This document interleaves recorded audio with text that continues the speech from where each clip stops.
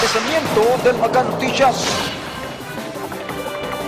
El 4 Zamboangueños trabajador na un construcción.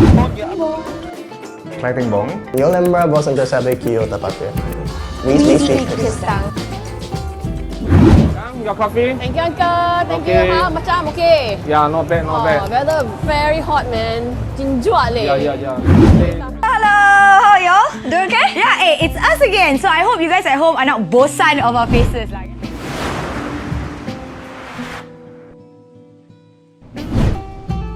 Throughout history, there were 7 colonial powers in Southeast Asia: Portugal, Spain, the Netherlands, Great Britain, France, the United States, and Japan.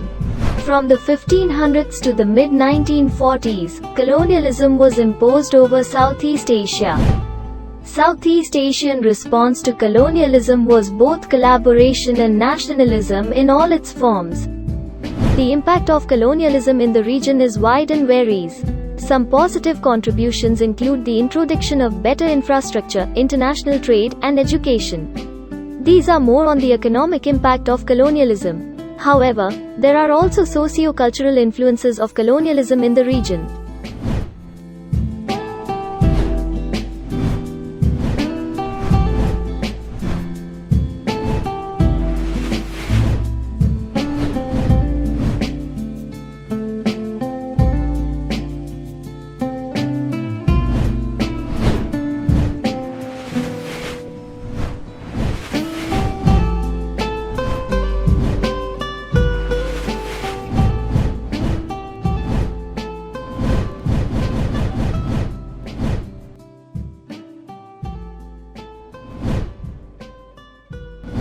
One of the influences of colonialism in the region is the creation of Creoles.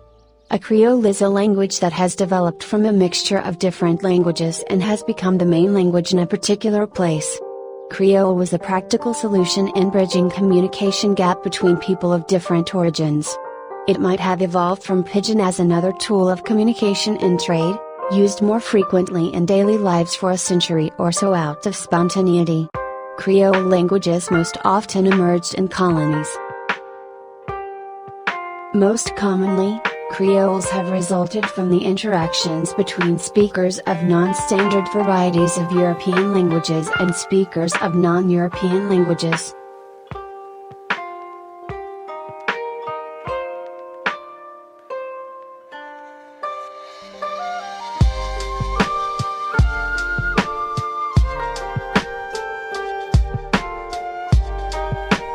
Coined in the colonies that Spain and Portugal founded in the Americas, Creole was originally used in the 16th century to refer to locally born individuals of Spanish, Portuguese, or African descent as distinguished from those born in Spain, Portugal, or Africa.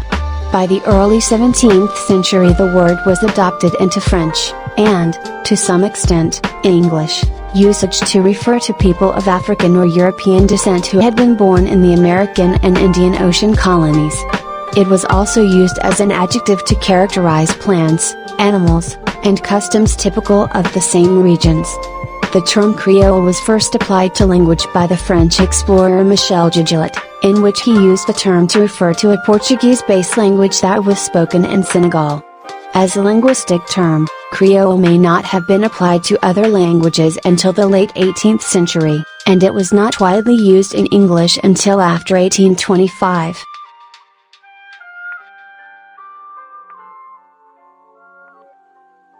Language patterns in Southeast Asia are highly complex and are rooted in 4 major language families: Sino-Tibetan, Thai, Austro-Asiatic, and Austronesian, Malayo-Polynesian. But there are also several Creoles resulted from long period of colonialism: English, French, Portuguese, Spanish and Dutch-based Creoles. As English and other European languages are widely spread throughout the globe, it would be a definite thing that these languages have experienced and undergone changes in order to adapt in the society where it is placed. We sometimes call this process as nativization. Nativization affects the structure of language, for example sound system and rhythmic patterns, vocabulary and sentence structures, and use of language. In Malaysia, English was the official language under the British administration, and this gave birth to an English-based Creole called English. Manglish is an informal form of Malaysian English with features principally used in Malaysia. It is heavily influenced by the dominant languages of the country, Malay, Chinese languages, and Tamil. Quickly, come here and take a look at this. Hey, come see, faster, faster, come see. Hey, fast, come see. It's been so long, how are you? Hey, haven't died yet Oh my god, are you crazy? Hey, you siao ah? Can you please don't interrupt me? Hey, don't potong steam can I'm broke. Hey, pokai liao. You're really good at this. Terror lah. Up until today, there are a lot of Manglish speaker in Malaysia, but expression and interjection vary per ethnic group. Manglish also shares substantial linguistic similarities with Singlish in Singapore, although distinctions can be made, particularly in vocabulary. Singlish is a colloquial Singaporean English spoken in Singapore. It is regarded as having low prestige, and so the government discourage people from speaking it, especially in mass media and school. Although English is the dominant language of Singapore, a local vernacular known as Singlish is widely spoken. But the Singaporean government has attempted to discourage its use. But not everyone is so enthusiastic about Singlish. I don't find Singlish particularly attractive, frankly speaking. For me, it's simply a socio-linguistically natural, inevitable phenomenon. Singlish is simply a colloquial variety that arises when you have English in a new context, as in anywhere else. I'm not particularly fond of Singlish, but I'm not particularly against it. However, there have been recent surges in interest in Singlish usage, sparking several national conversations. In 2016, Oxford English Dictionary, ODE, announced that it has added 19 new Singapore English items such as Engma, Shihik and Sabo in both its online and printed versions. In the southernmost part of the Philippines, there also exists a Spanish Creole called Chivicano. Chivicano emerged around the beginning of the 17th century. The language was formed in the Manila area. The Creole emerged among Spanish soldiers and non-European groups in their service. Chivicano subsequently diffused to Ternate and Zamboanga. Chivicano has virtually no inflectional morphology, in that nouns, adjectives, verbs and determiners are almost always invariant. La bienvenida no es a un barrio en España o Hispanoamérica, es en la ciudad de Zamboanga, en Filipinas, donde el español que llegó allá por el siglo XVI se ha mantenido hasta hoy, aunque transformado en una lengua conocida como el chabacano. El 10% la habla aquí. Es básicamente español, pese a las alteraciones en morfología, fonética, sintaxis y léxico. Y suena así. Nada de conjugaciones, solo el infinitivo más una partícula. Una vez habituados, podemos entendernos bastante bien. In Zamboanga City, the government in partnership with Department of Education works together to preserve the language. Ya pasa kita el ordenanza que talle makita con el Día de Fundación de Chabacano, que conforme está este día, junio 23, ta celebra kita para este día conmemorar con el diaton amor, para con el diaton lenguaje chabacano también. Another Creole in the region saved from extinction is the Cristang language.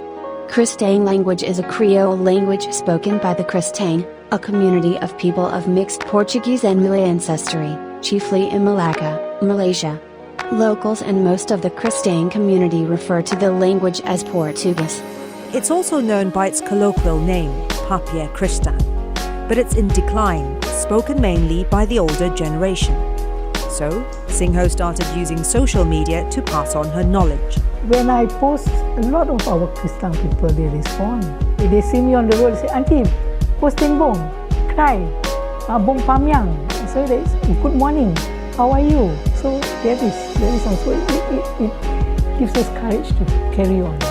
Even though they learn the simple few words, it is something. While Chivicano, Manglish and Singlish are still spoken today, there were also Creoles and Pidgins in Southeast Asia that are now extinct. Tay Boy is the French-based pidgin language which existed in Vietnam during the period of French colonization. It was spoken by those Vietnamese who were in regular contact with the French and needed to make themselves understood.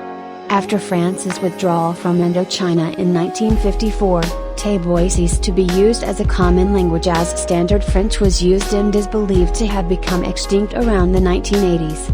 Today Standard French continues to be taught at schools and universities in Vietnam as a second language. Another extinct Creoles is the Portuguese-based Creole in Indonesia, the Mardijker. Mardijker is an extinct Portuguese-based Creole of Jakarta. It was the native tongue of the Mardijker people.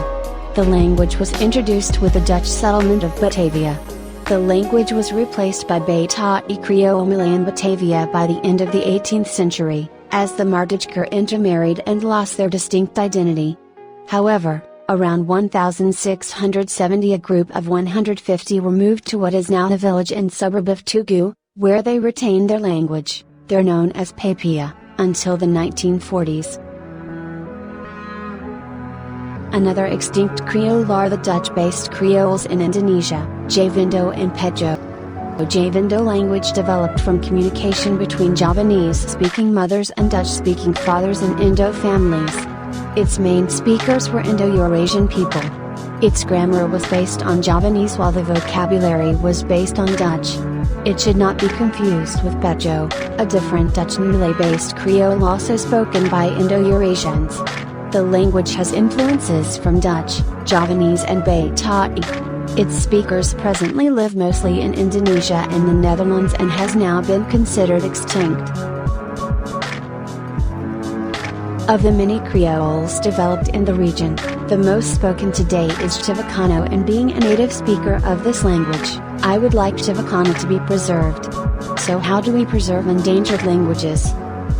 The first word has to come from the communities, the language communities themselves. So they have to raise their wish to revive their languages. When this language dies, with it we will also lose the cultural inheritance.